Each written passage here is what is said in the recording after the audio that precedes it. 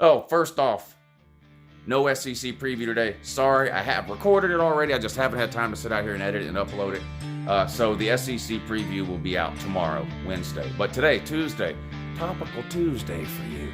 Yeah, and I'll do another one of these later, even and two, if this one gets to 200 likes. Ready? Go!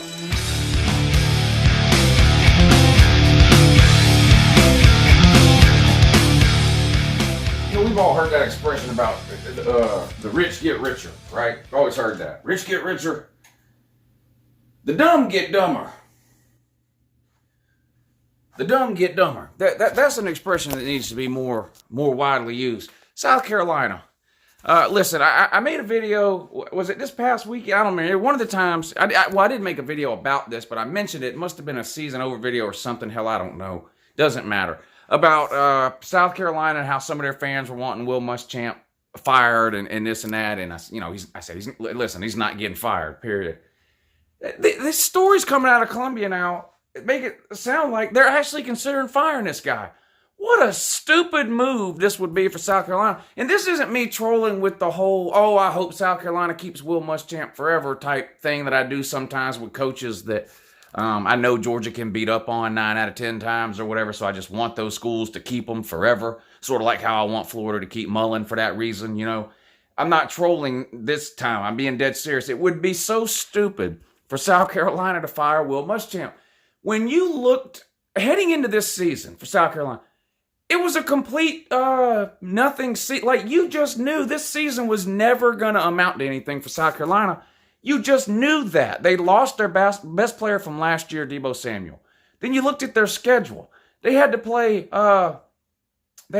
Alabama, Georgia, Clemson, Texas A&M, Florida. I mean, you could look at their schedule and go, this team, it'll be a miracle if this team can get to 5 or 6 wins, no matter who the coach is. It's got nothing to do with Muschamp. And you come out, you lose to North Carolina, which a lot of people considered that to be a winnable game, but still, that may be a 50-50 game. So you lost that one, okay? And then, of course, you have the really bad one that you lost to App State, who turns out App State's not a terrible team. Now, I know South Carolina or any Power 5 team doesn't want to be losing to a non-Power 5 team, and as a fan of a team whose head coach has never lost to a Power 5 team, I can't really understand the depths of your depression there. So okay, I'll give you the App State game as being a game that you lost, that you weren't expecting to lose, that you probably should have won, that does reflect bad on Will Muschamp. But you beat Georgia. Do you realize how big of a miracle that is? Do you not understand? South Carolina beating Georgia this year is like the same midget getting struck by lightning 3 times in his life whilst standing in the exact same spot over like a 50-year period or something. Like, just the odds of that happening were astronomical. But you did it. So, okay, the App State game was bad, but you beat Georgia. So those two things really cancel each other out. This year was a complete waste for South Carolina from the word go, just based on your schedule. Will Muschamp, this is his 4th year. And like I said, if you just look at the record, yeah, it looks like a disappointing year. And it is disappointing. I'm not trying to sugarcoat and pretend like South Carolina's had a good year. But if you look at his first 3 years at South Carolina, he won more games for you in his first 3 years than any coach in South Carolina football history. In history. More than Steve Spurrier in Spurrier's first 3 years. More than Lou Holtz in Lou Holtz's first 3 years. He won more games than any coach in his first 3 years that you have ever had. Ever. This year should be a freebie, and I am dead serious. Firing Will Muschamp, first of all, the reason you have Will Muschamp now is because no one else wanted that job.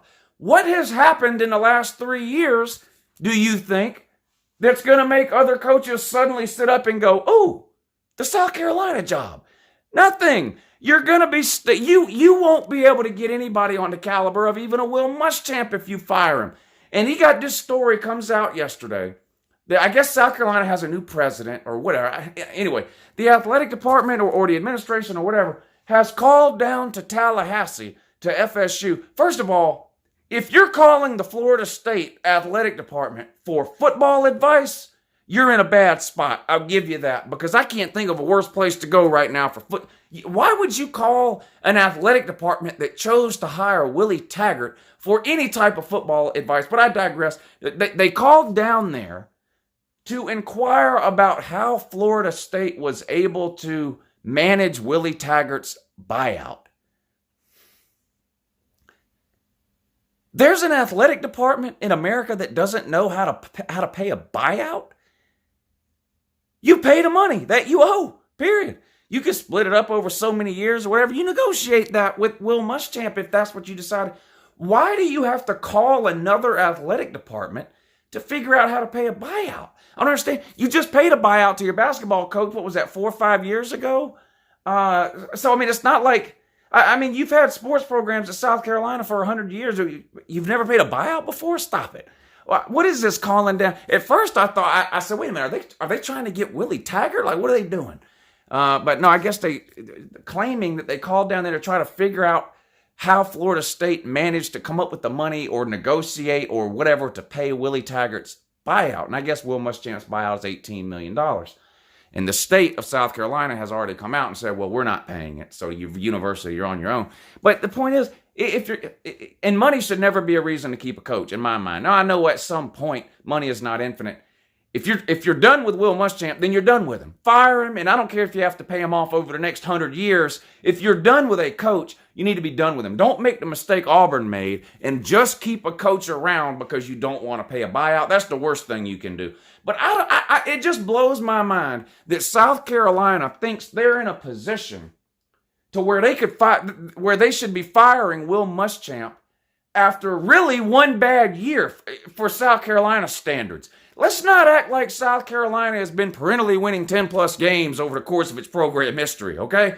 Let's not act like South Carolina has a ton of division or conference titles and they're sitting there scratching their head going, how come Will Muschamp isn't making the playoffs? Let's be real here. You've won the East one time, and you took one of the worst beatings in SEC championship game history. You haven't won a conference title since 1969, 50 years ago, and that was an ACC title. And even in that year, when you won the ACC, for some idiotic reason, you scheduled a couple of SEC teams, including Georgia, and they beat the absolute hell out of you even in your best year. So, I mean, you were a 4-loss team, which is still good enough to win the ACC. But so the point is, you should not be looking to fire Will Muschamp, period. This is absolutely ridiculous. I know the fans are mad. Carolina jackpot. Are you a little bit perturbed? Yeah, you are. But this is just insane.